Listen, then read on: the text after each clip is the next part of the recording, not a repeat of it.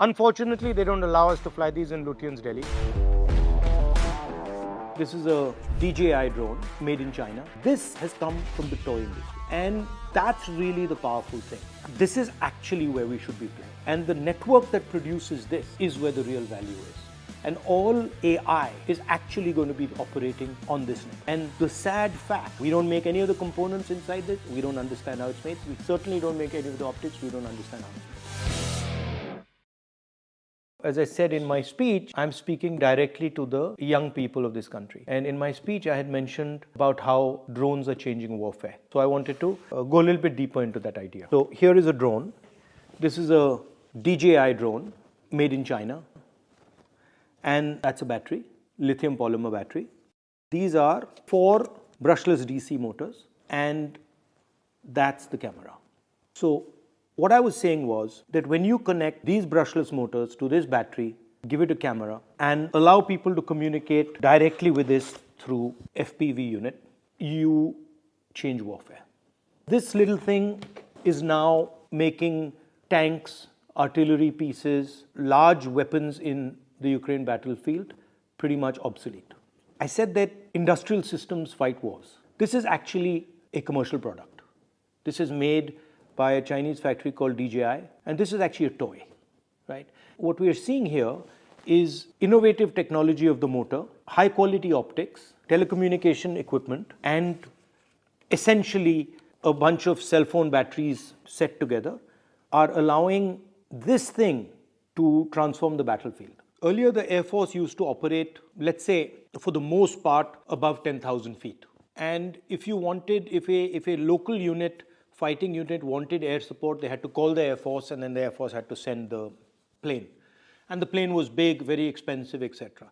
So now what has happened is the Air Force has merged with the platoon, right? So now the platoon itself has its own Air Force, can use that Air Force to strike opponents, and can observe the battlefield.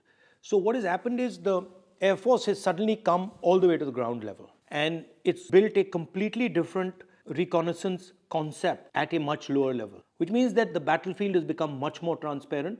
You just put a drone up there and then you can see everything that's going on, and then individual units can send their drones to attack. So it's almost illuminated the battlefield in a way that has never been done before, and it's also allowed kinetic energy to be moved around very effectively and targeted very accurately. And the reason it's happened is because of the electric motor and the battery and optics combination.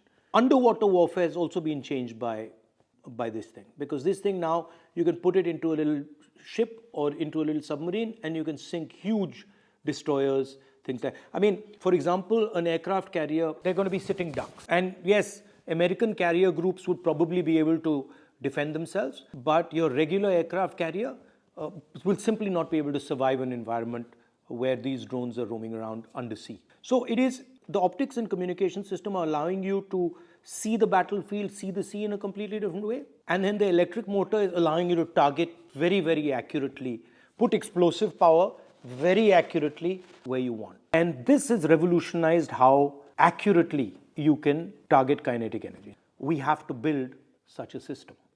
And we have to have competence in electric motors. We have to develop competence in optics. We have to develop competence in batteries. This is what is going to be at the heart of the electric vehicle. This is what's going to be at the heart of all robotics. This is what's going to be at the heart of drones. This is what's going to be at the heart of submarines. This is going to be at the heart of toys, warfare, everything.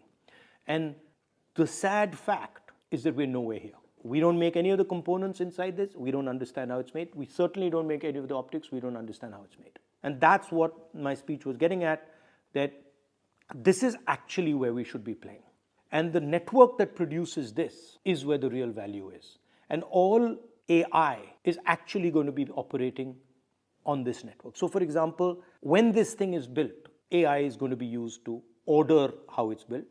When this thing is used, AI will determine how it's used. So when I hear talks about, I heard the Prime Minister say we are going to be number one in AI. I mean, it's complete junk, because you cannot be number one in AI unless you have a production network, or not so effective, but at least you have consumption data.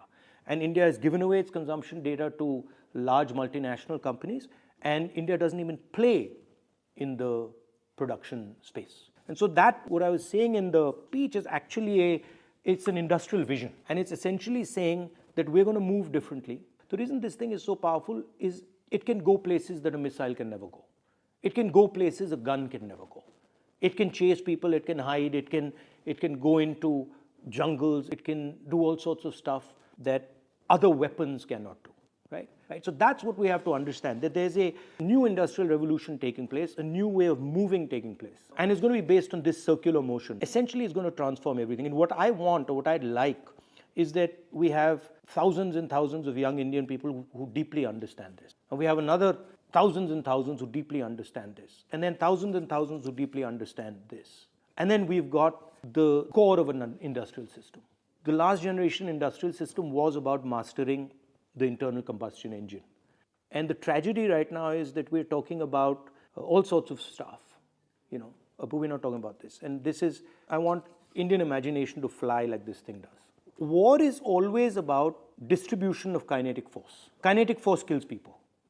How you get kinetic force to kill people is really what war is. This thing completely revolutionizes how kinetic energy moves on the battlefield.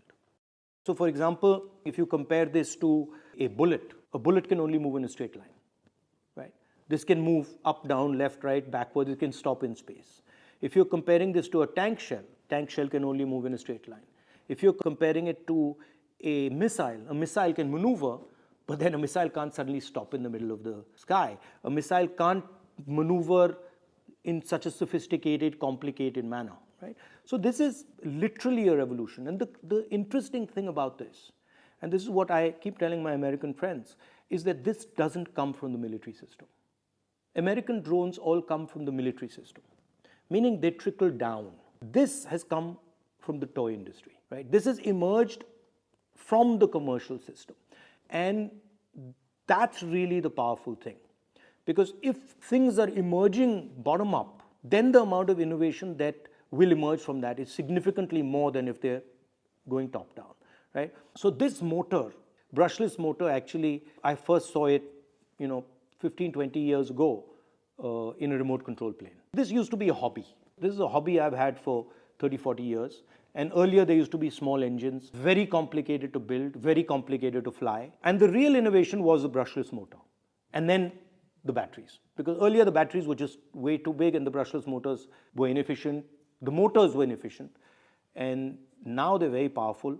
They all coordinate. So this is actually a revolution. This is where the technological wave is. Now people think that you can make in India. You can have an Adani Defense or somebody else make in India and you'll get this. You won't. All Adani Defense does, or all our defense guys do, is actually assemble. This emerges from a production network. This is the result of a production network. And that's what I'm talking about. I'm not talking about that we now sit and we get a company that makes something that looks like this. That's not really interesting, because this will be obsolete anyway. But if we have the network from which this emerges, then we will never be obsolete. We'll just be at the edge of the technology curve, right? Understands, for example, the importance of what these cameras do. This thing without this camera, ineffective as a weapon of war.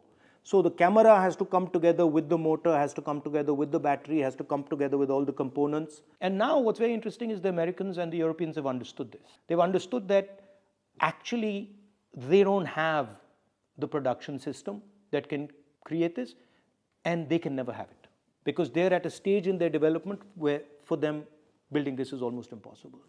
But we can do it.